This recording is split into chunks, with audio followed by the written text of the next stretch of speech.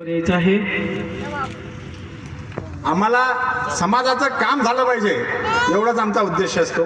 या जागेबद्दल ज्या ठिकाणी आपण हा कार्यक्रम घेतो आहे, या कार्यक्रमाच्या बाबतीत, या जागेच्या बाबतीत जर सांगायचं झालं तर 2013 मध्ये साहेब 2013 मध्ये च्या पूर्वी ही जागा रामभाऊ कुंभार यांचा वीट भट्टा होता.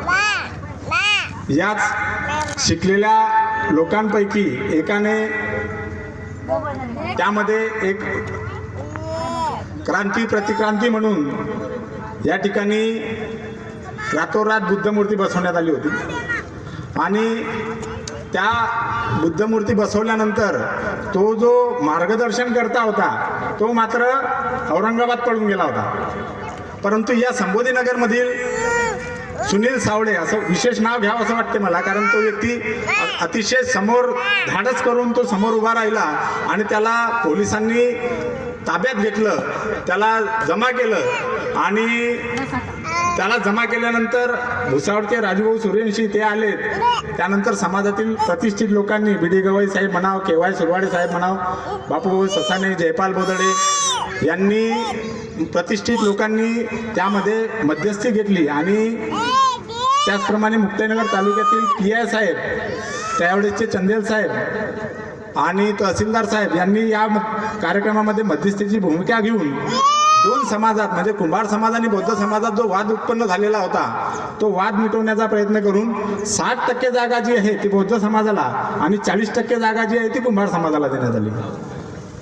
आता त्यानंतर या जागेचं 2013 पासून ते 2023 पर्यंत कोणतीही वाच्यता नव्हती. त्यामागे कारण असं की जो म्होरक्या, जो शिकलेला, स्वतःला समाजातील प्रतिष्ठित म्हणून घोषित करून घेणारा जो व्यक्ती होता त्यांनी या समाजाची संपूर्ण दिशाभूल करून ठेवलेली होती.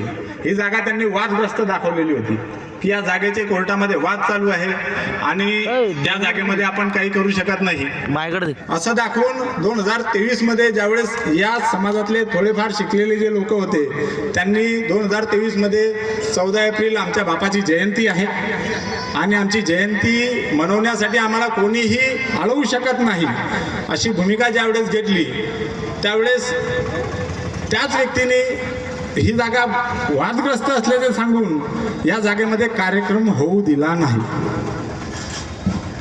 आणि त्यावेळेस आम्हाला तत्कालीन PI यांनी सांगितलं की तुम्ही बाबासाहेबांची जयंती आहे, त्या जयंतीच्या कार्यक्रमाला कुठेही गालबोट लागू नये आणि कुठेही वाद निर्माण होऊ नये म्हणून तुम्ही आज रोजी शांततेची भूमिका घ्या.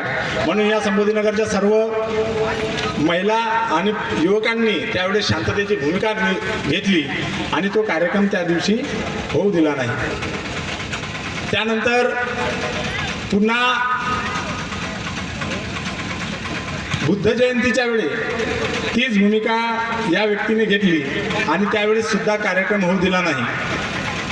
परंतु ज्यावेळेस धम्मचक्र प्रवर्तन दिन आला त्यावेळेस अतिशय खंबीरपणे सर्व महिला वर्गाने खंबीरपणे समोर येऊन या जागेमध्ये कार्यक्रम घडवून आला. दिनांक 24/10/2023 रोजी कार्यक्रम घडून आला आणि त्याबद्दल मी त्यांचं कौतुक करावं तितकं कमी आहे. परंतु या बाणगुळाचं, या सामाजिक बाणगुळाचं त्यावरही भागलं नाही. तर 30 तारखेला म्हणजे कुठलाही कार्यक्रमाचं औचित्य न साधता रातोरात या ठिकाणी त्यांनी 4 खांब उभे केले आणि